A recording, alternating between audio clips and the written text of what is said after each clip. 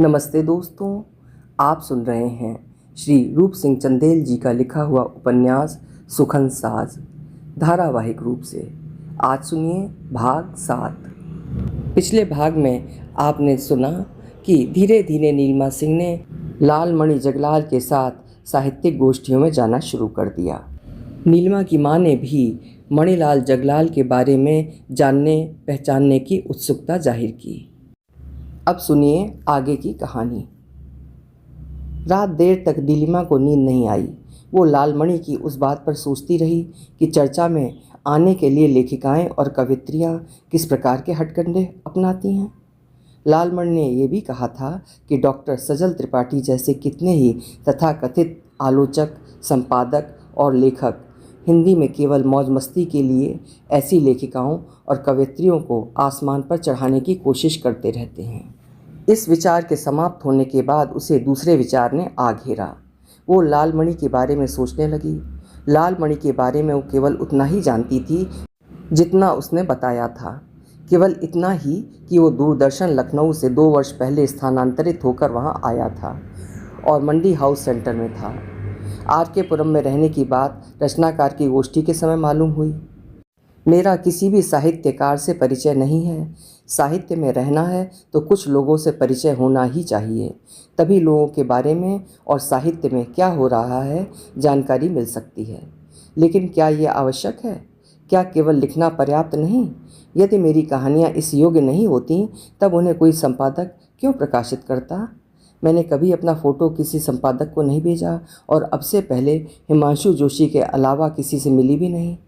मैंने सदैव संपादक को लिखा कि वे मेरा पता प्रकाशित नहीं करेंगे और इस बार के साप्ताहिक हिंदुस्तान से पहले किसी भी पत्रिका ने मेरा पता कभी प्रकाशित नहीं किया। उन लोगों ने परिचय और चित्र अवश्य मांगे, लेकिन मैंने उन्हें यह कहकर मना किया कि मेरी नौकरी के लिए वो सब प्रकाशित होना सही नहीं होगा। संपादकों ने कभी दबाव नहीं बनाया। कमलेश्वर जी ने कुछ मांगा भी नहीं था। सारिका में कहानी भेजते समय मुझे ये जानकारी नहीं थी कि मुझे पता लिखा लिफाफा रखना चाहिए या कि कहानी के अंत में अपना पता लिखना चाहिए। लेकिन कमलेश्वर जी ने कहानी प्रकाशित की। यदि पत्रिका मेरे यहाँ ना आती तब मुझे जानकारी भी नहीं मिलती। लेकिन लालमणि जगलाल क्यों मुझे साहित्यकारों से मिलवाने में रुचि ले रहे हैं? मैं उनके बारे में अधिक नहीं जानती, लेकिन अब तक उनके व्यवहार में शालीनता ही दिखी। उनके परिचय के दायरे में वसंत जी के यहाँ के लोगों को छोड़कर सभी बड़े साहित्यकार हैं। उनके साथ उस दिन कॉफ़ी हाउस जाना अच्छा लगा था। निश्चित ही ये श्रेय लालमणि जी को ही तो है कि उनके कारण मैं कुछ वरिष्ठ साहित्यकारों से परिचित हुई। कमलेश्वर जी तो सभी से ऐसे मिल रहे थे जैसे कि वे लोग उनकी पीढ़ी के थे। मुझे उन्होंने ये एहसास ही नहीं होने दिया कि मैं पहली बार उनसे मिल रही थी। बड़े लोग शायद ऐसे ही बड़े नहीं बनते।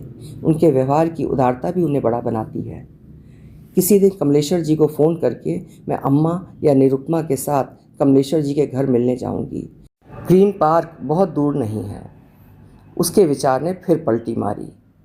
लालमणि मुझसे उम्र में 7-8 वर्ष बड़े हैं। लंबे समय से कविताएं लिख रहे हैं, ऐसा उन्होंने स्वयं बताया था। दूरदर्शन में उपनिदेशक हैं। परिचय का दायरा बड़ा होगा, लेकिन मेरे प्रति उनकी सहृदयता या निकटता पाने की कोशिश का कारण क्या केवल इतना ही है कि मैं कहानियाँ लिखती हूँ और उन्हें मेरी कहानियाँ पसंद हैं? शायद यही बड़ा कारण है। ये सब सोचते हुए उसे नींद आ गई। रात सपने में भी उसे कमलेश्वर जी, गायत्री कमलेश्वर जी और लालमणि जगलाल दिखाई देते रहे। कभी वो कमलेश्वर जी के साथ किसी विषय पर चर्चा कर रही थी तो कभी जगलाल उससे किसी साहित्यिक कार्यक्रम की चर्चा करते हुए उसे जानने के लिए प्रोत्साहित कर रहा था। सुबह वो 7 बजे जगी। घड़ी पर नज़र पड़ते ही बेड से नीचे कूदी और माँ के पास पहुँची, जो किचन में सब्जी काट रही थी। अम्मा, आपने जगाया नहीं? तुम्हारा अलार्म नहीं बजा तो मैंने सोचा कि तुमने आज ऑफिस न जाने के लिए अलार्म नहीं लगाया होगा। ओ शिट, वो मुरमुराई और बाथरूम की ओर दौड़ गई। इतना क्यों परेशान हो रही हो? अभी 1.25 घंटा पड़ा है। ऑफिस नहीं जाना तो फ़ोन कर दे। लंबे समय से तूने कोई छुट्टी नहीं ली, कल भी आराम नहीं किया। लेकिन नीलिमा बाथरूम में थी। उसने माँ की बात नहीं सुनी। 7:45 बजे वो स्नान करके तैयार हो रही थी। नीलिमा को ऑफिस के लिए तैयार होता जान निर्मला सिंह ने सब्जी छौंक दी और पराठे बनाने लगी। सावित्री दोपहर लंच और रात भोजन पकाने के लिए आने लगी थी। नाश्ता निर्मला सिंह ही बनाती थी। वैसे भी सावित्री के पास सुबह समय नहीं था। उसे पास की एक कोठी में सुबह 8 बजे पहुंचना होता था। उससे पहले उसे अपने घर के काम निपटाने होते। उसका पति एम्स में सिक्योरिटी गार्ड था और बेटा स्कूल जाता था। बेटा 7 बजे स्कूल जाता और पति 7:30 बजे एम्स के लिए निकलता। पति के 10 मिनट बाद सावित्री काम के लिए निकल लेती थी। नीलम, चाय पीना है? अम्मा, नाश्ता तैयार हो तो लगा दो, चाय नहीं, देर हो जाएगी। अपने कमरे में बाल संवारते हुए वो बोली। कुछ देर बाद आलू परवल की सब्जी और 2 पराठे एक प्लेट में लेकर निर्मला सिंह उसके कमरे में पहुंची। अम्मा, आप डाइनिंग मेज पर रख दें ये सब, नीलिमा ने घड़ी देखते हुए कहा। 8 बजने में 5 मिनट थे। प्लेट डाइनिंग टेबल पर रखने के लिए माँ जब कमरे से निकलने लगीं, नीलिमा की आवाज़ सुनाई दी। देर से नींद आई तो इतनी गहरी कि बस। दफ्तर के बारे में इतना ना सोचा करो नीलम, माँ बुदबुदाई और कमरे से बाहर निकल गईं। नीलिमा कुछ नहीं बोली। 8 बजे वो नाश्ता कर रही थी और टाइम्स ऑफ इंडिया पर सरसरी नज़र डाल रही थी। पहले ही पेज पर मोटे अक्षरों में समाचार था कि रात 1:47 पर दिल्ली और उसके आसपास के क्षेत्रों में लगभग 40 सेकंड तक भूकंप के तेज झटके अनुभव किए गए। रेक्टर पैमाने पर भूकंप की तीव्रता 5.5 थी। उसने माँ को आवाज़ देकर पूछा, अम्मा, आपको भूकंप के बारे में पता चला था?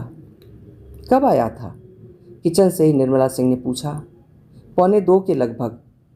निर्मला सिंह डाइनिंग रूम में आ गई। नहीं, मुझे तो बिल्कुल पता नहीं चला। हिंदू कुश के पास उसका सेंटर था। तबाही का समाचार नहीं है। इस समय तक अखबार छपने का काम समाप्त हो जाता है, बल्कि कुछ पेज दिल्ली से बाहर के लिए छपकर भेज भी दिए जाते हैं, जिससे 4 बजे तक वे वहाँ पहुँच जाएं। ये तो दिल्ली संस्करण है, इसलिए इसमें छप गया। अधिक समाचार तो आपको दूरदर्शन समाचारों से ही मालूम होगा। उसका नाश्ता समाप्त हो चुका था। उसने एक घूंट पानी पिया, उठ खड़ी हुई। मुझे देर से नींद आई, शायद 1 बजे के लगभग। मुझे भी मालूम नहीं चला। वो फिर रुकी। ठीक अम्मा, अपना ख्याल रखना।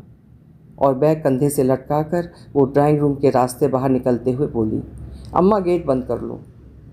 नीलिमा गेट खोलकर घर से बाहर निकल गई।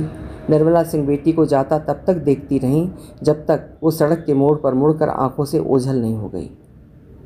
कब तक मैं इसकी चिंता करती रहूँगी? मैं भी बूढ़ी हो गई हूँ। ये है कि सुनने को तैयार नहीं है। मैं तो चाहती हूँ कि कोई घर जमाई बनकर इसी घर में रहे। उन्होंने गेट बंद किया और घर के अंदर जाती हुई अपनी आराध्य दुर्गा को याद करते हुए मन ही मन प्रार्थना की, हे दुर्गा मैया, इस लड़की को थोड़ी अकल दो इस बारे में। जल्दी से शादी के बारे में सोचे तो मेरी चिंता दूर हो। उस दिन लालमणि भी रात देर तक नीलिमा सिंह के बारे में सोचता रहा। नीलिमा सिंह में प्रकृति प्रदत्त साहित्यिक प्रतिभा है। अब तक मैंने जो अनुभव किया उससे मुझे वो निर्दोष लगी। पढ़ी लिखी और ख़ासकर नौकरी पेशा युवतियों में जो तेज़ी देखी जाती है वो उसमें मैंने नहीं देखी। वर्षों से कहानियाँ लिख रही है, लेकिन किसी साहित्यकार से परिचय नहीं, साहित्य की दुनिया के बारे में कोई जानकारी नहीं। ये चौंकाता है, वो भी तब जब कोई लेखिका दिल्ली जैसे महानगर में रहकर लिख रही हो। ऐसा उन्हीं के साथ होता है जो केवल अपने तक या अपने 1-2 मित्रों तक सीमित रहते हैं। वो मुझ पर विश्वास करने लगी है, शायद मुझे पसंद भी करने लगी है। मुझे उसका और नैकट्य प्राप्त करना चाहिए, लेकिन क्या मैं उससे प्रणय निवेदन कर सकता हूँ? मैं अपना विवाहित होना कैसे छुपाऊँगा? लखनऊ के कुछ साहित्यकारों को ये जानकारी है कि मेरे एक बेटा है। मैंने उन्हें बताया था कि पत्नी की मृत्यु हो चुकी है। मैंने बहुत दिनों तक लखनऊ वालों को भी जानकारी नहीं होने दी थी, लेकिन एक दिन लखनऊ के कवि तरंग से मैंने बेटे की पढ़ाई के विषय में चर्चा की और तरंग और उसने किसी दिन कॉफ़ी हाउस में दूसरे कवियों को ये बताया कि मेरे एक बेटा है। एक दिन उन सब ने मुझे घेर कर मेरी पत्नी और बेटे के बारे में पूछा था। मुझे झूठ बोलना पड़ा था कि पत्नी की मृत्यु बेटे के जन्म के समय हो गई थी। मेरे माँ ने बेटे को पाला और उन्हें पोतों से इतना लगाव है कि वो उसे लखनऊ भेजने को तैयार नहीं। उन्होंने मुझ पर दूसरी शादी का बहुत दबाव बनाया, लेकिन बेटे के भविष्य को ध्यान में रखकर मैंने माँ को मना कर दिया। उसने इस कहानी को इतने आत्मविश्वास के साथ उन कवियों को बताया था कि वे अविश्वास नहीं कर सके थे। बेटे को लखनऊ या देश के किसी अच्छे बोर्डिंग स्कूल में पढ़ाना चाहता हूँ, उसने कहा था। सुखी जीवन के लिए किसी कम पढ़ी लड़की से विवाह कर लो लालमणि, तरंग बोला था। वैसे तो शादी करना ही नहीं, माँ के बहुत दबाव के बाद भी मैंने नहीं किया, लेकिन जानना चाहता हूँ कि कम पढ़ी से क्यों। एक क्षण रुक कर वो बोला, करना भी हो तो पढ़ी लिखी से करना चाहिए, जिससे वो साहित्यकार की भावनाओं को समझ सके, साहित्यिक विषयों पर चर्चा कर सके। कम पढ़ी का सुख ये होता है कि वे साहित्यकार की गतिविधियों पर झींके भले ही, लेकिन अधिक विरोध नहीं करती। पढ़ी लिखी जीना हराम कर सकती है, तड़ित बोला था। लालमणि चुप रहा था। उनमें से कई ऐसे थे जिनकी पत्नियां पढ़ी लिखी नहीं, और उन्हें इस बात का दुख था कि वे उनके कवि होने पर मातम मनाया करती थीं, क्योंकि वे उनके साहित्यिक गतिविधियों से दुखी थीं। वे अड्डेबाज लोग थे, लेकिन मैं उन जैसा अड्डेबाज नहीं था। वे पीने वाले लोग थे और घर की परवाह भी कम करते थे। पीता मैं भी था और आज भी पीता हूँ। मैं उस दिन रचनाकार की गोष्ठी में रुक गया होता यदि नीलिमा सिंह वहाँ ना होती। मैं नहीं चाहता था कि उसे इस बात का एहसास हो कि मैं भी पीता हूँ, हालांकि मैं दूसरों की तरह नहीं पीता। लालमणि, आप 3-4 महीने में गांव जाते हैं, वहाँ किसी को पटा रखा है? भाभी तो है नहीं? राजकुमार तड़ित बोला। दूरदर्शन में कमी है लालमणि को, वहाँ का माहौल ही ऐसा है, देखकर ही मन भर जाता होगा। फिर रहस्यमय स्वर में तरंग ने पूछा, भाई लालमणि, झूठ ना बोलना। मैंने एक दिन आपको एक सुंदरी के साथ हजरतगंज की एक दुकान में कुछ खरीदते हुए देखा था। बाद में भी मैंने उसके साथ एक दिन रिक्शे में जाते हुए देखा। मुझे पता चला कि वो दूरदर्शन में काम करती है, शालिनी नाम है। कुछ तो चक्कर होगा उसके साथ काम करने वाली किसी युवती के साथ कहीं जाना कोई गुनाह है? कुछ उत्तेजित स्वर में बोला था वो। नहीं, मैंने तो यूं ही पूछा, व्यंग्यात्मक मुस्कान के साथ तरंग बोला। आकाशवाणी और दूरदर्शन वालों के बड़े किस्से हैं तरंग जी, और यदि कोई कार्यक्रम अधिकारी है तब तो कहने ही क्या। मेरा एक परिचित है दिल्ली दूरदर्शन में। दिल्ली विश्वविद्यालय में जब पढ़ता था तब भी लड़कियों के साथ फ्लर्ट करता था, और जब दूरदर्शन में प्रोग्राम एग्जीक्यूटिव बना तब एक ना एक बहाने वो लड़कियों को अपने कार्यक्रम में शामिल करने लगा। पता नहीं कितनी लड़कियों के साथ उसने फ्लर्ट किया और आज भी कर रहा है, तड़ित बोला। मैं अपना एक किस्सा बताता हूँ। यहाँ तो मैं 1 साल पहले आया, 10 वर्षों तक दिल्ली में रहा। बहुत कठिनाई से लखनऊ स्थानांतरण मिला। मैंने कुछ लघु कथाएँ भी लिखी हैं। एक दिन उसका फ़ोन आया कि वो कुछ लघु कथाकारों को लघु कथा पाठ के लिए बुला रहा है। मुझे कार्यक्रम का संचालन करना है। मैंने हाँ कह दी। कार्यक्रम 2 बजे रिकॉर्ड होना था। सुबह 10 बजे ऑफिस में उसका फ़ोन आया, ये जानने के लिए कि मैं पहुँच रहा हूँ ना। मेरे हाँ कहने के बाद एक लड़की का नाम लेकर बोला कि मेरे संचालन से पहले वो पृष्ठभूमि में रहकर कुछ बोलेंगी।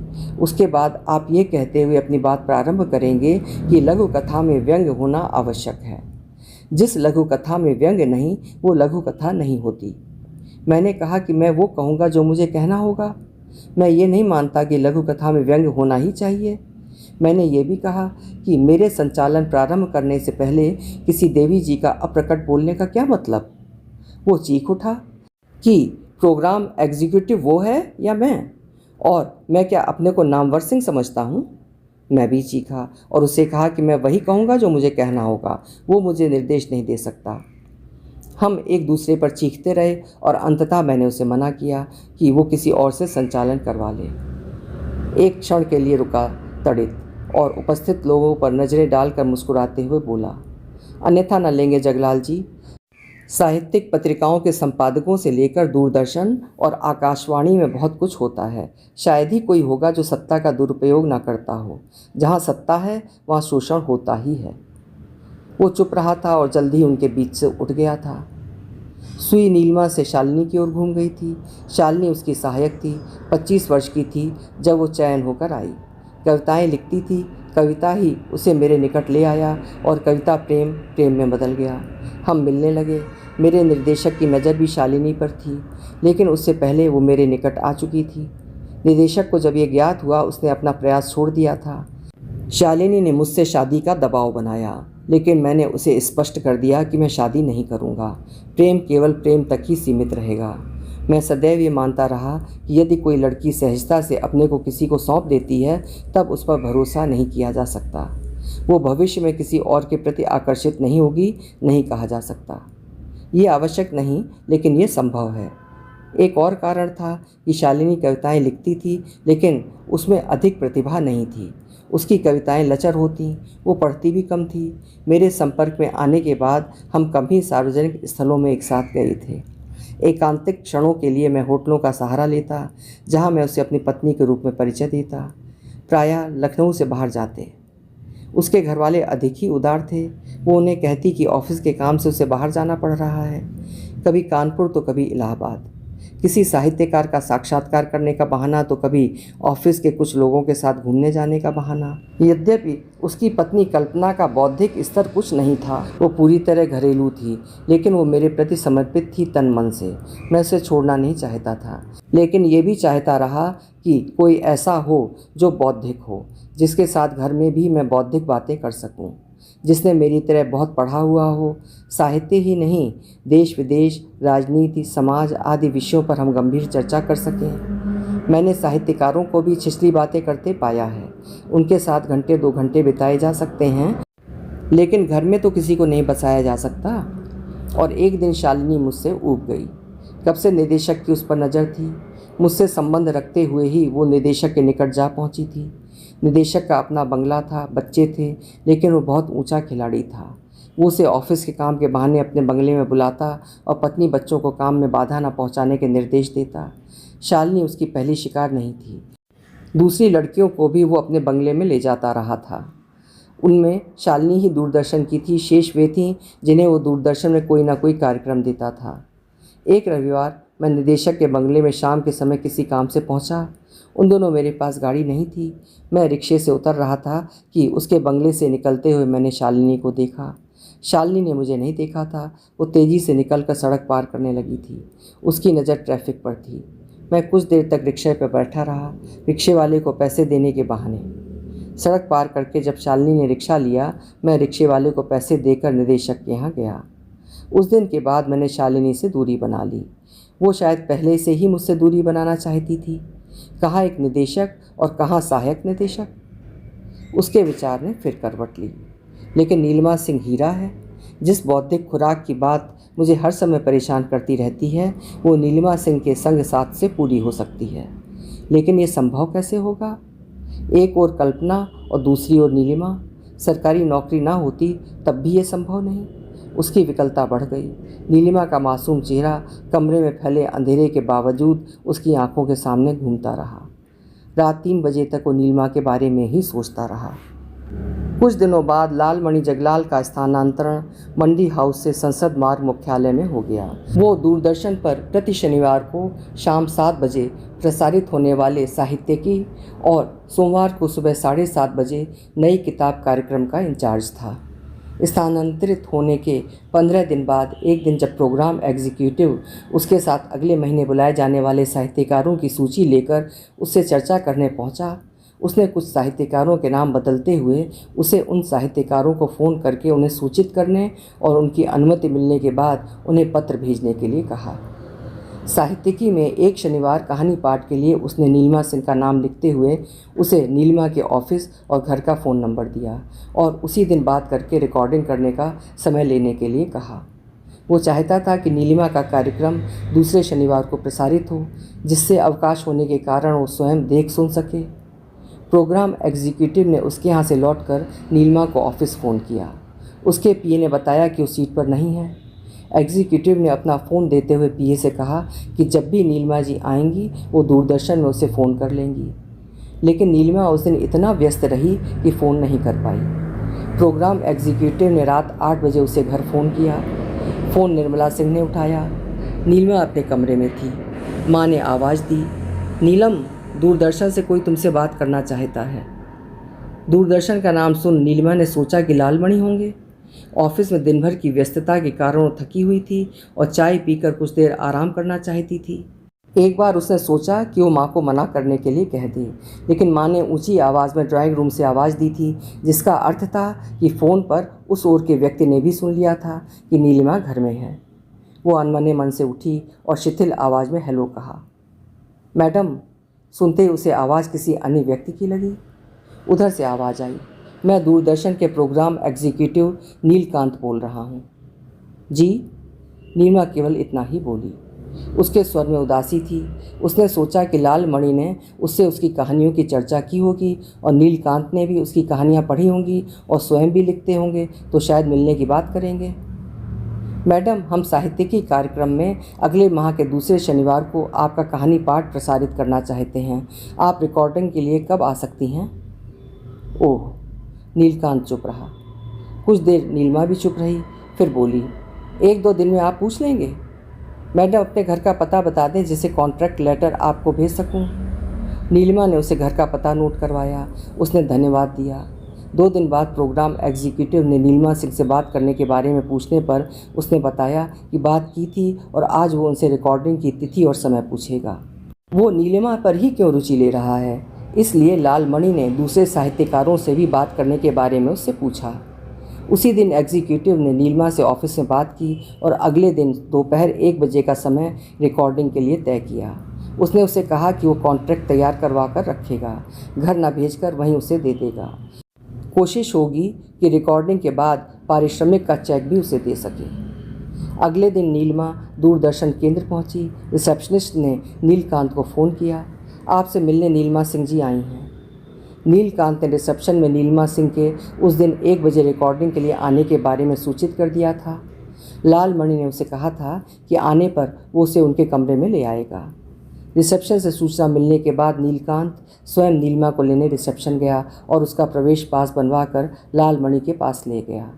लाल मणि के कमरे के बाहर उसकी नेम प्लेट देख नीलिमा चौंकी। लाल मणि जी शायद मंडी हाउस से यहाँ आ गए हैं और इनके कहने पर ही मुझे कहानी पाठ के लिए बुलाया गया है। नीलिमा के पहुँचते ही लाल मणि ने खड़े होकर उसका स्वागत किया, बैठाया और एग्जीक्यूटिव को चाय भिजवाने के लिए कहा। आप अन्यथा न लेंगे सर, बहुत मुश्किल से समय निकाल पाई हूँ। मुझे नहीं मालूम कि रिकॉर्डिंग में कितना समय लगेगा। 3 बजे जेएस सर के साथ मेरी मीटिंग है। किसी भी कीमत में मुझे 2:30 बजे तक लौटना है। ओके। लाल मणि ने प्रोग्राम एग्जीक्यूटिव को चाय न भेजकर रिकॉर्डिंग की व्यवस्था करने के लिए कहा और उसके जाने के बाद नीलिमा से बोला, नीलिमा जी, आप मुझे सर ना कहा करें। हम साहित्यकार हैं और मुझे किसी साहित्यकार का अपने को सर कहा जाना अच्छा नहीं लगता। इसमें औपचारिकता का एहसास होता है। आप मुझसे बहुत सीनियर हैं। हम केवल साहित्यकार हैं। मैं सीनियर जूनियर नहीं मानता। मेरे लिए कल लिखना शुरू करने वाला व्यक्ति भी उतना ही सम्माननीय है जितना 10-20 वर्षों या उससे भी अधिक समय से लिखने वाला। नीलिमा सिंह मुस्कुरा दी। कुछ देर बाद नीलकांत नीलिमा को मेकअप रूम ले गया। अरे, मैं जैसी हूँ वैसा ही ठीक रहता। मैडम, ये ज़रूरी है। मेकअप के बाद जब नीलिमा रिकॉर्डिंग के लिए लाल कारपेट बिछे बड़े से हॉल में पहुंची, लाल मणि वहाँ पहले से ही उपस्थित था। आप शायद पहली बार दूरदर्शन में कहानी पाठ कर रही हैं? लाल मणि ने पूछा। जी। पूरे आत्मविश्वास के साथ सधे हुए स्वर में पढ़िएगा। लाल मणि एक ओर खड़ा हो गया। रिकॉर्डिंग समाप्त होने के बाद लाल मणि नीलिमा को अपने कमरे में ले गया और नीलकांत को अनुबंध पत्र और चेक ले आने के लिए कहा। जब नीलिमा दूरदर्शन केंद्र से बाहर निकली 2:30 बज चुके थे। सड़क पार करके उसने ऑटो लिया। हालांकि कृषि भवन की दूरी अधिक नहीं थी, लेकिन जेएस के साथ मीटिंग उसे परेशान कर रही थी। जेएस 1 मिनट का विलंब भी बर्दाश्त नहीं करते। उनसे मिलने के लिए निर्धारित समय से 5 मिनट पहले ही उनके कमरे के बाहर जा खड़ा होना पड़ता था। दूरदर्शन में नीलिमा की रिकॉर्डिंग शुक्रवार को हुई थी। रविवार को दोपहर 2 बजे लाल मणि की कार उसके घर के सामने आकर रुकी। उसने घंटी बजाई तो निर्मला सिंह ने गेट खोला। वो उसे पहचान गई। अंदर आने के लिए कहते हुए बोली, नीलम INN मार्केट तक गई है, आती ही होगी। लाल मणि को ड्राइंग रूम में सोफे पर बैठने का इशारा करते हुए निर्मला सिंह बोली, आप ठंडा लेंगे या चाय? मौसम में हल्की गर्मी थी। अप्रैल की 2 तारीख थी। आप तकलीफ़ ना करें अम्मा जी। अरे, इसमें तकलीफ़ की क्या बात? कुछ देर सोचने के बाद लाल मणि बोला, चाय बना दें। निर्मला सिंह चाय बना ही रही थी कि घर के बाहर ऑटो से नीलिमा उतरी। उसने गेट खुला देखा तो उसे माँ पर गुस्सा आया। उसने सोचा कि जब वो गई थी तब अम्मा ने गेट बंद किया था। क्या कोई आया है या उस समय अम्मा सही प्रकार से बंद नहीं कर पाई थी? ऑटो वाले को किराया देकर 2 थैले उठाए उसने, जिनमें दाल चावल आदि सामान था। वो बाहर से बोलती हुई घर में घुसी। अम्मा, आपने गेट खुला क्यों छोड़ दिया था? निर्मला सिंह ने किचन से ही कहा। कुछ देर पहले लाल मणि जी आए थे, ड्राइंग रूम में बैठे हैं। ओह, थैले किचन से बाहर रखते हुए नीलिमा ड्राइंग रूम में पहुंची। उसे देखते ही लालमणि उठ खड़ा हुआ। बैठे सर, नीलिमा बोली तो लालमणि ने उसे टोका। नीलिमा जी, आप मेरी बात भूल गई? ओह, एक क्षण रुक कर वो बोली, आप भी तो मुझे नीलिमा जी कहते हैं। कहने के बाद उसने सोचा कि उसे ये नहीं कहना चाहिए। जी कहने से एक दूरी बनी रहती है। नीलिमा के कहते ही लालमणि को लगा जैसे कि उसके अंदर सैकड़ों घंटियां बज उठी हैं। उसने इस पर कोई प्रतिक्रिया नहीं व्यक्त की। नीलिमा के सामने सोफे पर बैठने के बाद स्वयं बैठते हुए बोला, आप मुझे लालमणि या जगलाल कहा करें, मेरे सभी साहित्यिक मित्र यही कहते हैं। दफ्तर में दिन भर सर सुनता रहता हूँ। नीलिमा चुप रही। निर्मला सिंह चाय और बिस्कुट और नमकीन ले आईं। चाय पीते हुए लालमणि बोला, कमलेश्वर जी से सुबह बात हुई थी, उन्होंने 4 बजे बुलाया है। बस यूं ही मुलाकात करना है, सोचा आप भी चलना शायद चाहें। नीलिमा कुछ देर सोचने का नाटक करती रही। कमलेश्वर जी से मिलने जाने की बात से वो अंदर से उत्साहित हो गई थी। उसने माँ की ओर देखते हुए पूछा, अम्मा कोई काम तो नहीं? नहीं। ठीक है, आपके साथ दूसरी बार कमलेश्वर जी जैसे बड़े साहित्यकार से मिलने का अवसर नहीं गंवाना चाहूँगी। 3:30 बजे तक लालमणि और नीलिमा साहित्यिक और साहित्यिक राजनीति पर चर्चा करते रहे। निर्मला सिंह ने उनके साथ चाय पी थी, लेकिन उसके बाद वो उठकर अपने कमरे में चली गई थी। 3:30 बजे नीलिमा ने माँ को गेट बंद कर लेने के लिए कहा। जल्दी लौट आऊँगी कहकर वो लालमणि के साथ कमलेश्वर जी के यहाँ जाने के लिए उसकी गाड़ी में उसके साथ की सीट पर जा बैठी थी। लालमणि और नीलिमा के कमलेश्वर से मिलने के दूसरे दिन रात 8 बजे नीलिमा को लालमणि ने फ़ोन किया। नीलिमा, आपने कमलेश्वर जी के बारे में समाचार सुना? पहली बार अपने नाम के साथ जी न सुन नीलिमा को कुछ अटपटा लगा, लेकिन उसने तत्काल सोचा कि उसके नाम के साथ जी न लगाने के लिए उसी ने तो कहा था। क्या हुआ कमलेश्वर जी को? नीलिमा के स्वर में घबराहट थी। उन्होंने अपने पद से त्यागपत्र दे दिया है। मैंने उन्हें फ़ोन किया तो मिले नहीं। क्यों? इंदिरा जी जिस उद्देश्य से उन्हें दूरदर्शन में लेकर आई थीं, वो उद्देश्य शायद पूरा नहीं हो रहा था। कुछ लोगों का ये कहना है, लेकिन प्रचारित ये किया जा रहा है कि आईएएस न होते हुए उन्हें अपर महानिदेशक जैसे पद पर बैठाया गया था, इसलिए आईएएस लॉबी विरोध कर रही थी। वास्तविकता वही है जो लोग कह रहे हैं। राजनीति बहुत क्रूर होती है, वहाँ कुछ भी संभव है। नीलिमा कह तो गई, लेकिन तत्काल सोचा कि कहीं ऐसा ना हो कि उसका फ़ोन रिकॉर्ड हो रहा हो। सुबह ऑफिस पहुंचते उसे निलंबन आदेश थमा दिया जाए और उसके विरुद्ध जांच के आदेश दे दिए जाएं। इस देश में कहने के लिए ही लोकतंत्र है। नीलिमा को चुप जान लालमणि बोला, बाद में बात करेंगे, और उसने फ़ोन काट दिया। नीलिमा प्रायः लालमणि के बारे में सोचने लगी थी। कुछ महीनों से दोनों में निकटता बढ़ गई थी। कमलेश्वर जी से अंतिम मुलाकात के बाद वो प्रायः रविवार को उसके घर आने लगा था। नीलिमा सिंह उसे पसंद कर रही थीं, लेकिन अभी तक वो या नीलिमा लालमणि से उसके परिवार के बारे में नहीं पूछ सकी थी, पूछना चाह कर भी। लड़का बहुत होशियार है, जैसा कि मैं समझ सकी हूँ। वो नीलिमा को पसंद करता है और नीलिमा भी अब उसे पसंद करने लगी है। सभी से एक दूरी बनाकर रखने वाली नीलिमा उससे घंटों साहित्य, राजनीति और समाज को लेकर बातें करती रहती हैं। नीलिमा से तो 1-2 बार कहा भी कि वो उसके बारे में जाने कि वो विवाहित तो नहीं, परिवार को गांव में छोड़ रखा हो। नीलिमा का दूसरे साहित्यकारों से परिचय नहीं कि उन्हीं से पूछती। अपने दफ्तर में दबंग अधिकारी के रूप में उसकी पहचान है, फिर सीधे पूछने में उसे संकोच क्यों है? मैं इस लड़की से तंग आ चुकी हूँ। जब भी विवाह की बात करती हूँ टाल देती है। आज कहूँगी कि पूछे, वरना इस प्रकार उसका घर आना पता चलने से लोग तरह तरह की बातें करने लगेंगे। ये बात नीलिमा को सोचना चाहिए। जिस घर में जवान लड़की होती है, लोग उसके घर की जासूसी करते रहते हैं। और नीलिमा खुद कहती है कि साहित्य की दुनिया में भले लोग कम हैं। दुनिया में ऐसे लोगों की कमी नहीं जो भले बनकर नुकसान पहुंचाते हैं। एक दिन शाम डिनर के समय निर्मला सिंह ने पूछा, नीलिमा, लालमणि के बारे में तुम्हें कितनी जानकारी है? अम्मा वो कविताएं लिखते हैं, दूरदर्शन में डिप्टी डायरेक्टर हैं। ये मुझे मालूम है। उनकी पारिवारिक पृष्ठभूमि क्या है, कौन कौन है घर में? अम्मा तुम भी, ये सब मुझे क्यों पूछना चाहिए? अब तक वो भले ढंग से मिल रहे हैं, कोई ऐब नहीं देखा मैंने। कुछ लोगों को पहचानना कठिन होता है नीलम, लंबे समय बाद हम जान पाते हैं। किसी से पता करना चाहिए। अब वो अमूमन हर संडे आने लगे हैं। ये अच्छी बात है कि तुम्हारे साथ उनकी अच्छी मित्रता है। भले ही ये केवल साहित्य तक ही सीमित हो, लेकिन हमें बदनामी का ख्याल रखना चाहिए। कुछ देर के लिए रुकी निर्मला सिंह फिर बोली, बातचीत में किसी दिन पूछ लो ना। क्या? कि घर में कौन कौन है? अच्छा। और उसी रविवार को जब लालमणि जगलाल ने नीलिमा को बुद्ध गार्डन चलने का प्रस्ताव दिया, वो तैयार हो गई। माँ के कहने के बाद वो रात देर तक सोचती रही थी। मैं अम्मा की भावना समझ रही हूँ। उसने माँ से पूछा, अम्मा आप भी चलो, अच्छी जगह है, प्रकृति के बीच कुछ समय बिताना अच्छा रहेगा। आसपास के लोग तो वहाँ सुबह सैर के लिए जाते हैं। फिर कभी, आज तुम दोनों घूम आओ। निर्मला सिंह ने जानबूझकर टाल दिया। वो कभी बुद्ध गार्डन नहीं गई थी, सुना बहुत था उसके बारे में और जाना चाहती थी। वो नवंबर का पहला रविवार था। धूप अच्छी लगने लगी थी। बाग में पहुंचते पेड़ों से घिरी घास में दोनों बैठ गए, जहां धूप खिली हुई थी। बैठने के साथ ही पॉपकॉर्न बेचने वाला लड़का आया और पैकेट उनकी ओर बढ़ाते हुए खरीदने का आग्रह किया। लालमणि के मना करने के बावजूद नीलिमा ने एक पैकेट खरीद लिया। बालक के जाने के बाद बोली, हमें इन गरीबों के बारे में सोचना चाहिए। पढ़ने की उम्र में ये पेट भरने के लिए भटकते रहते हैं। कॉलेज में थी तब पिताजी के साथ दक्षिण भारत यात्रा पर गई थी। कन्याकुमारी में मैंने सुबह 5 बजे से रात देर तक बच्चों को शंख से बनी चीज़ें बेचते देखा था।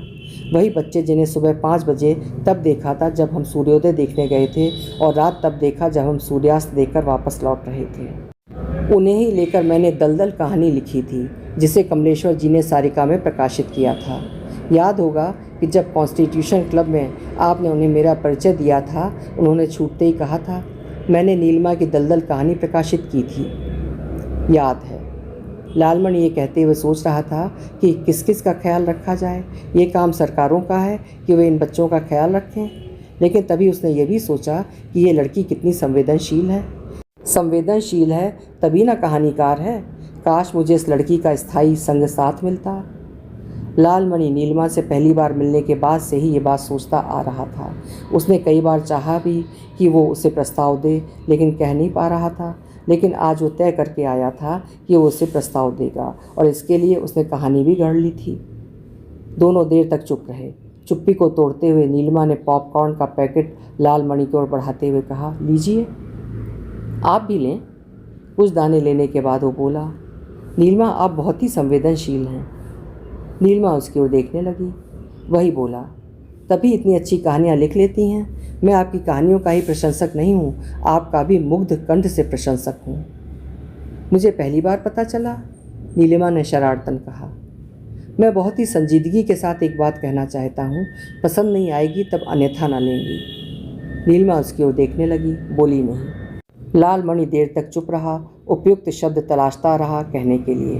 बहुत देर बाद बोला, नीलिमा मैं आपको पसंद करता हूँ का मतलब पसंद करता हूँ। वो आप कह चुके हैं। लालमणि का चेहरा लाल हो उठा। कुछ देर तक वो कुछ कह नहीं सका। नीलिमा की नज़रें उसके चेहरे पर ही गड़ी रहीं, जबकि वो इधर उधर देखता हुआ क्या कहे सोचता रहा। काफ़ी देर बाद बोला, नीलिमा मैं आपको चाहने लगा हूँ, क्या आप मेरी पत्नी बनना पसंद करेंगी? नीलिमा पहले ही समझ चुकी थी कि वो प्रपोज करना चाह रहा है।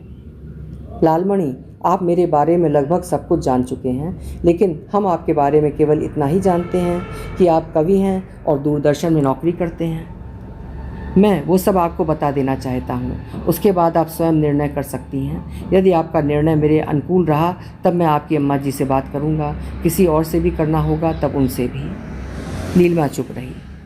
मैं तलाकशुदा हूँ। मेरा विवाह नौकरी में आने से पहले हो गया था।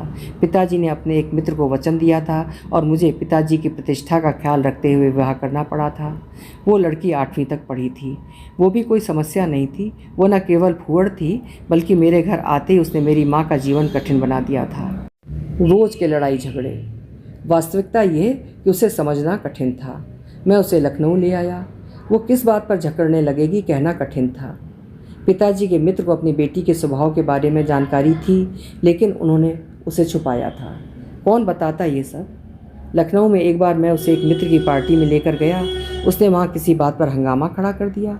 ये बाद में पता चला कि वो गांव के किसी युवक को प्रेम करती थी और उसी से विवाह करना चाहती थी। उसके पिता को सब मालूम था। ये जानकारी जब मेरे पिताजी को हुई तब उन्होंने अपने मित्र को समझाया कि वो बेटी का तलाक करवाकर उस लड़के के साथ उसका विवाह कर दें, तभी वो सुखी रहेगी। वो समझदार व्यक्ति थे। 2 साल बाद ही म्यूचुअल तलाक हुआ। तलाक के बाद उसका विवाह उस युवक से हुआ। सुना है कि अब वो प्रसन्न है। इतना कहकर लालमणि ने लंबी सांस खींची। उसने इतने आत्मविश्वास के साथ एक कहानी नीलिमा को सुनाई कि वो अविश्वास नहीं कर सकी। अब गेंद आप और अम्मा जी के पाले में है। हाँ, एक दोष तो है ही कि मैं तलाकशुदा व्यक्ति हूँ। नीलिमा ने भी लंबी सांस खींची। अभी तक वो उसे अविवाहित ही समझ रही थी। हालांकि मन में आशंका पैदा होती कि शायद ऐसा ना हो। तो आपका अपना क्या निर्णय है? मुझे सोचने का समय चाहिए। आप सोच लें। यदि आपको मेरा प्रस्ताव स्वीकार है तब मैं आपकी अम्मा जी से बात करूँगा। नीलिमा चुप रही। बुद्ध गार्डन से लालमणि और नीलिमा साउथ एक्सटेंशन गए। उसे अपने लिए पैंट शर्ट खरीदना था। नीलिमा ने जब जाने से इनकार किया तब वो बोला, मुझे कपड़े खरीदना सदैव मुश्किल काम लगा है। आप देख रही हैं कैसे बेढंगे रंग के कपड़े पहने रखे हैं मैंने। मैचिंग नहीं होती मुझसे। मेरे सहयोगी ऐसा कहते हैं। मुझे तो ऐसा नहीं लग रहा। आप मेरा साथ दें प्लीज़। एक क्षण वो रुककर बोला, गार्डन में हमने केवल पॉपकॉर्न खाए थे। यहाँ किसी रेस्टोरेंट में कुछ खा भी लेंगे और आपके सहयोग से कपड़े भी खरीद लूँगा। नीलिमा देर तक सोचती रही। घर से निकले 4 घंटे हो चुके थे। उसे माँ की चिंता हो रही थी। अवकाश का पूरा दिन वो माँ के साथ रहती थी। जहाँ इतना समय लालमणि के साथ बिताया, 1 घंटा और सही सोचकर वो उसके साथ साउथ एक्स गई। लालमणि ने कपड़े खरीदने में अधिक समय नहीं लगाया, लेकिन रेस्टोरेंट में वो 1 घंटा बैठा। नीलिमा के रुख से उसे लगता रहा कि उसके प्रस्ताव पर उसका उत्तर सकारात्मक रहेगा। कॉफ़ी पीते हुए उसने पुनः अपने प्रस्ताव की चर्चा की और उसका उत्तर जानना चाहा। नीलिमा ने 1-2 बार उसकी ओर देखा, लेकिन उत्तर नहीं दिया। जब नीलिमा घर पहुंची, शाम के 4 बज रहे थे। घर पहुंचने के बाद माँ को कहकर नीलिमा चाय बनाने किचन में चली गई। माँ ने रोका भी कि वो बना देंगी, कि वो थक कर आई होगी, लेकिन नीलिमा ने मना कर दिया। अम्मा, आप हर दिन बनाती हैं, अब आप आगे मेरी छुट्टी के दिनों में कोई काम नहीं किया करेंगी। अरे अब मैं करती ही क्या हूँ, निर्मला सिंह ने कहा। लंच और डिनर के लिए तुमने सावित्री को रख दिया है। केवल सुबह का नाश्ता ही तो बनाती हूँ। इतना भी नहीं करूँगी तो शरीर को जंग लग जाएगी। मैंने उसके लिए मना नहीं किया, लेकिन वो सब आप छुट्टी वाले दिन नहीं करेंगी। निर्मला सिंह चुप रही। चाय लेकर वो माँ के साथ ड्राइंग रूम में आ बैठी। निर्मला सिंह देर तक बेटी की ओर देखती रहीं। नीलिमा ने माँ को अपनी ओर साभिप्राय देखते हुए पूछ लिया, अम्मा आप कुछ कहना चाहती हैं? हाँ। नीलम, लालमणि मुझे भला लग रहा है। यदि मैं गलत नहीं तो मुझे लगता है कि वो तुम्हें पसंद करता है। अम्मा, मुझे पसंद करने वाले कितने ही हैं। इसका ये मतलब तो नहीं कि मैं भी सभी को पसंद करने लगूं। मेरे ऑफिस में एक अधिकारी हैं जो मुझे बहुत पसंद करते हैं, लेकिन वो एक नंबर का धूर्त व्यक्ति है। लेकिन मुझे लालमणि ऐसा नहीं लगते। आज तो उन्होंने मेरे चरण भी स्पर्श किए। मैं परिचित ही कितना हूँ उनसे। आप मेरी माँ हैं और उनसे मेरी केवल साहित्यिक मित्रता है, लेकिन मुझे लगता है कि वो कुछ कहना चाहते हैं। उनके बारे में कुछ पता करो। मैं क्यों करूं? माँ के चेहरे पर नज़रें गड़ाकर नीलिमा बोली, अम्मा ये सब बातें ना करो। तुम भी निरुपमा की तरह शादी नहीं करना चाहती नीलम। उसके तो माँ, पिता और भाई हैं, तुम्हारे तो कोई भी नहीं। मैं कब तक जिंदा रहूँगी? किसी का साथ तो चाहिए ही। इतने बड़े घर में अकेले ज़िंदगी काटना बहुत कठिन होगा। तुम जब ऑफिस चली जाती हो तब मैं किस प्रकार तुम्हारे लौटने तक दिन काटती हूँ तुम नहीं सोच सकती बेटा। घर में बच्चे हों तो ज़िंदगी आसान हो जाती है। बड़े होकर वे बुढ़ापे का सहारा बनते हैं। अम्मा, कोई गारंटी नहीं कि बच्चे बड़े होकर साथ देंगे ही। समय बहुत तेज़ी से बदल रहा है। कितने ही लोग हैं जिनके बच्चे पढ़ लिख कर माता पिता से अलग जा बसे हैं। हजारों में कोई 1-2 नीलम। भारतीय संस्कार इतने कमज़ोर नहीं। अम्मा, भारतीय संस्कारों पर पश्चिमी सभ्यता हावी हो रही है। अगले 10-20 सालों में बहुत कुछ बदल जाएगा। उस बदलने के भय से तुम शादी ना करो, ये तो कोई तर्क नहीं। मैंने ऐसा तो नहीं कहा। मैंने तो बच्चों को लेकर आपकी बातों का उत्तर दिया है। निर्मला सिंह चुप रहीं। दोनों कप उठाकर सिंक में डालने के लिए चली गईं और नीलिमा अपने कमरे में जाकर बिस्तर पर लेट गई। उसके दिमाग में लालमणि की बात घूम रही थी। घूम तब भी रही थी जब वो उसके साथ वापस लौट रही थी। अब रील तेज़ी से चलने लगी थी। रात सोते समय भी वो देर तक उसके बारे में सोचती रही।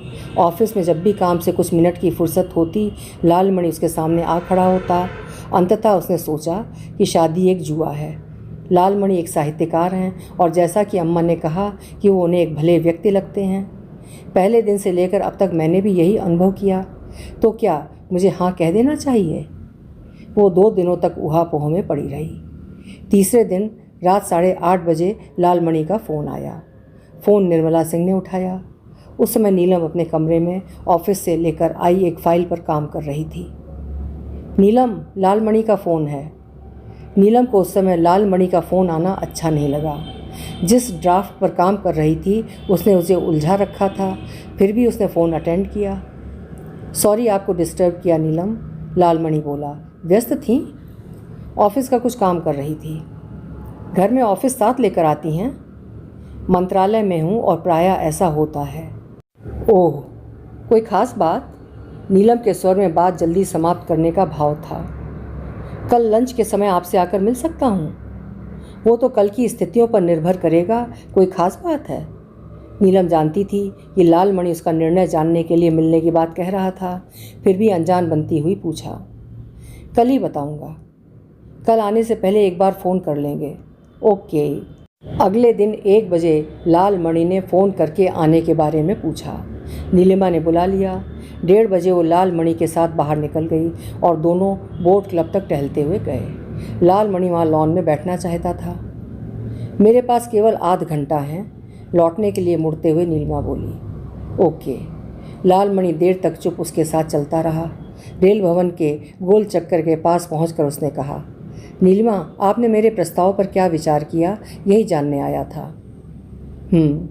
नीलिमा ने कहा और चुप चलती रही। कृषि भवन के गेट पर पहुंचकर लालमणि खड़ा हो गया। मैं यहीं से लौटूंगा। नीलिमा खड़ी हो गई। लालमणि की नज़रें उसके चेहरे पर गड़ी हुई थीं। आप अम्मा से बात कर सकते हैं। नीलिमा के उत्तर से एक बार लालमणि को लगा कि वो शायद कोई सपना देख रहा था, लेकिन नीलिमा उसके सामने खड़ी थी। उसका मन हुआ कि उसे छाती से लगा ले और उसे चूम ले। प्रसन्नता उसके चेहरे से टपक रही थी। मैं चलूं? नीलिमा धीमे स्वर में बोली। मैं आज ही शाम अम्मा जी से मिलने आऊँगा। नीलिमा ने कुछ नहीं कहा, तेज़ी से ऑफिस की ओर चली गई। लालमणि उसके ओट हो जाने तक उसे जाता देखता रहा। दोपहर नीलिमा से मिलने के बाद वो इतना प्रसन्न था कि उसने ऑफिस में कोई काम नहीं किया। प्रोग्राम एग्जीक्यूटिव नीलकांत को बुलाकर कहा, नीलकांत, आज तबीयत ठीक नहीं है। 3 बजे जिस साहित्यकार की रिकॉर्डिंग है उन्हें मेरे पास नहीं लाना, सीधे रिकॉर्डिंग करवा देना। फिर कुछ रुककर पूछा, आज किसकी कहानी रिकॉर्ड कर रहे हो? सर, आज कहानी पर ग्रुप डिस्कशन है, समकालीन कहानी में नारी अस्मिता का प्रश्न। विषय तो मैंने ही सुझाया था। जी सर। कौन शामिल हो रहा है? सर, विद्याभूषण, रमेश रंजन और सुंदरलाल वसंत जी। अरे यार, क्या हुआ सर? वसंत जी आएंगे तब तो मुझे शायद रहना ही होगा। वो कुछ देर चुप रहा। नीलकांत उसकी ओर देखता रहा। ऐसा करना, वसंत जी के आने पर उन्हें मेरे कमरे में ले आना। कार्यक्रम में उपस्थित न हो पाने के लिए मैं उनसे क्षमा मांग लूँगा। तुम उसे संभाल लोगे ना? जी सर, आप चिंता न करें। नीलकांत कहना चाह रहा था कि आपसे पहले जो उपनिदेशक थे वो कभी भी रिकॉर्डिंग के लिए जाते ही नहीं थे, वही संभालता था। शायद इसलिए कि वो साहित्यकार नहीं थे। आप कवि हैं, इसलिए शायद आप स्वयं अपने सामने रिकॉर्डिंग करवाते हैं। लेकिन वो चुप रहा। ओके, लालमणि बोला और गद्देदार कुर्सी पर अधलेटा होकर आंख बंद कर ली। अपने चैम्बर के बाहर की बत्ती लाल कर दी, जिससे कोई भी दरवाज़ा खोलकर सीधे उससे मिलने न आ सके। ऐसी स्थिति में अधिकारी से मिलने के लिए पीए से पूछना होता। पीए अफसर को बजर देकर पूछता और अधिकारी के कहने के बाद मिलने वाले को जाने की अनुमति देता। लेकिन 3 बजे तक जब वसंत जी नहीं आए तो उसने राहत की सांस ली। उसने मेज पर जूते पहने हुए ही पैर रखे और कुर्सी पर अधलेटा होकर नीलिमा के साथ भावी जीवन के सपने बुनता रहा। यदि नीलिमा की अम्मा तैयार हो गई तब मुझे अल्मोड़ा जाकर कल्पना से बात करना होगा, उसे म्यूचुअल तलाक के लिए तैयार करना होगा। तब तक तैयारी के बहाने नीलिमा और उसकी माँ को समझाकर रखना होगा। यदि बेटा नहीं होता तब कल्पना से संतान के आधार पर दूसरी शादी की सहमति ले सकता था, लेकिन विभूति है तो वो भी संभव नहीं। मुझे कल्पना को विश्वास में लेना होगा कि वो मेरे अल्मोड़ा वाले घर में ही रहेगी। उसे कभी किसी भी प्रकार की परेशानी नहीं होगी। उसके बेटे को ऊँची शिक्षा दिलाऊँगा, होगा और मेरे और उसके बीच पति पत्नी जैसे ही संबंध रहेंगे। मैं कल्पना से कुछ भी छुपाऊंगा नहीं और मुझे पूरा विश्वास है कि कल्पना मेरी योजना में आड़े नहीं आएगी। उस दिन शाम वो ऑफिस से 6:30 बजे निकला। पहले सोचा कि नीलिमा को फ़ोन करके अपने साथ चलने के लिए कहे, लेकिन यदि उसने मना कर दिया तब दिन भर की प्रसन्नता काफूर हो जाएगी। वो प्रसन्न मन नीलिमा की अम्मा से मिलना चाहता था। सुनहरी मस्जिद के पास एक बस और एक कार की टक्कर हो जाने के कारण ट्रैफिक जाम था। लगभग आध घंटा तक वो जाम में फंसा रहा।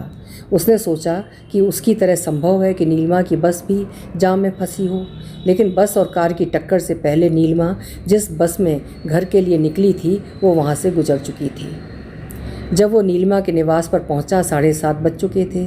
नीलिमा चाय पी रही थी। उसके घंटी बजाने पर निर्मला सिंह ने गेट खोला। आओ बेटा।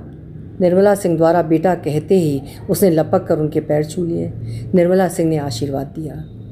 नीलिमा जी आ गई हैं? नीलिमा जी आ गई हैं? निर्मला सिंह के साथ चलते हुए उसने पूछा। आध घंटा पहले आई, चाय पी रही है। उसके ड्राइंग रूम में प्रवेश करने पर नीलिमा ने उसकी ओर देखा और मन ही मन मुस्कुराई।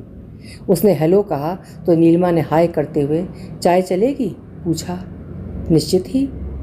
नीलिमा चाय बनाने के लिए उठने लगी तो निर्मला सिंह ने उसे टोकते हुए कहा, तुम दोनों बातें करो, मैं बना लाती हूँ। निर्मला सिंह के किचन की ओर जाने के बाद लालमणि बोला, मैं अम्मा जी से बात करने आया हूँ। नीलिमा चुप रही, वो भी चुप रहा। निर्मला सिंह चाय के साथ बिस्कुट भी ले आई थीं। चाय का कप उठाते हुए उसने निर्मला सिंह से कहा, अम्मा जी आपने नहीं ली चाय? बेटा नीलम के साथ अभी पी है।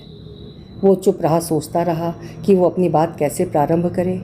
नीलिमा सिंह भी चुप थी, लेकिन वो अनुभव कर रही थी कि लालमणि अम्मा से अपनी बात कहने के लिए शब्द तलाश रहा है। अभी आई कहकर नीलिमा उठकर अपने कमरे में चली गई और बिस्तर पर लेटकर सोचने लगी कि लालमणि को सहमति देकर कहीं उसने गलती तो नहीं की।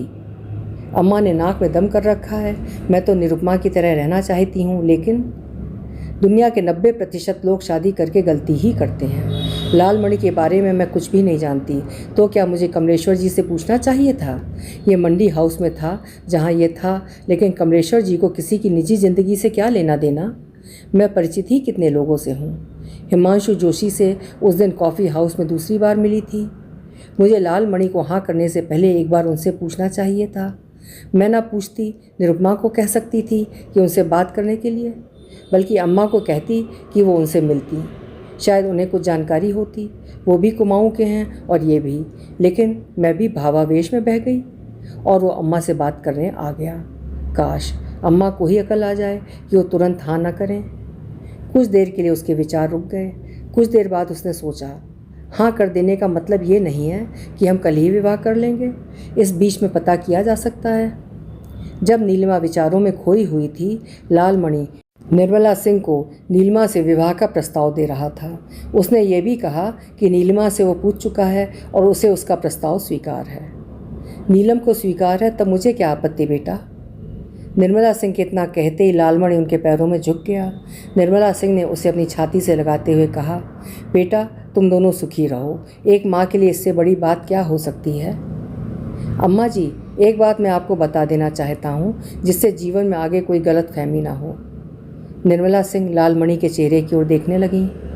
अम्मा जी, जब मैं कॉलेज में पढ़ रहा था, मेरे पिताजी ने अपने एक फौजी मित्र की बेटी के साथ मेरा विवाह कर दिया था। तय हुआ था कि पढ़ाई पूरी होने तक लड़की अपने पिता के घर रहेगी, लेकिन मेरी पढ़ाई पूरी होने से पहले उसे टाइफाइड हुआ, फिर पीलिया जिसे जॉन्डिस कहते हैं हुआ और उसकी मृत्यु हो गई थी। उसके बाद मेरा मन ही नहीं हुआ शादी करने का। इस बीच मेरे पिताजी की भी मृत्यु हो गई। मेरी माँ हैं जो अल्मोड़ा में रहती हैं। ओह, लंबी सांस खींची निर्मला सिंह ने। बहुत दुखद बेटा, विधि का विधान। कहते हैं ना कि भाग्य में जो लिखा होता है उसे कोई बदल नहीं सकता। लालमणि ने निर्मला सिंह के चेहरे पर मायूसी देखी। उसे आशंका हुई कि कहीं वो इनकार न कर दें। आखिर वो दुहाजू हुआ और दुहाजू के साथ अविवाहित लड़की का विवाह। तुमने नीलम को ये सब बताया होगा ना?